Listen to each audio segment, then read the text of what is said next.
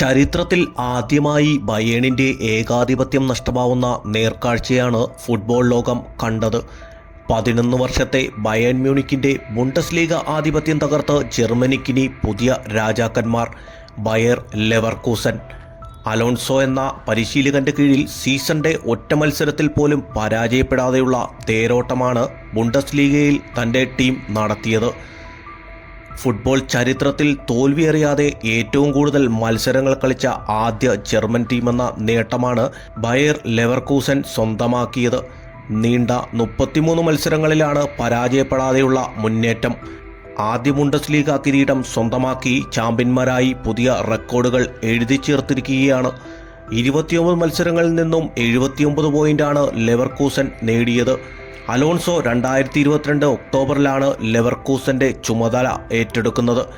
ഈ മാറ്റമാണ് ബുണ്ടസ്ലീഗയിൽ ചരിത്രം കുറിച്ചതും. സീസൺ അവസാനിക്കാൻ ഇനിയും മത്സരങ്ങൾ അവശേഷിക്കുകയാണ് സാവിയും കൂട്ടരും കിരീടം സ്വന്തമാക്കിയത് എന്ന പ്രത്യേകതയുമുണ്ട്. ബയേൺ മ്യൂണിച്ചിന്റെ കാര്യങ്ങൾ എടുക്കുകയാണെങ്കിൽ സ്റ്റാർ സ്ട്രൈക്കർ ഹാരി കെയ്ൻ കിരീടം സ്വന്തമാക്കാൻ സാധിക്കാതെ നിരാശയിലാണ്. ടോട്ടൽഹാമിൽ നിന്നും ടീം മാറിയിട്ടും ഹാരിയുടെ അവസ്ഥ മാറ്റമില്ലാതെ തുടരുകയാണ്. പുതിയ രാജാക്കന്മാർക്ക് ആശംസകൾ. ഇതുപോലെയുള്ള ഏറ്റവും പുതിയ വീഡിയോസുമായി കാണാം. കാത്തിരിക്കാം. Talk by Haris.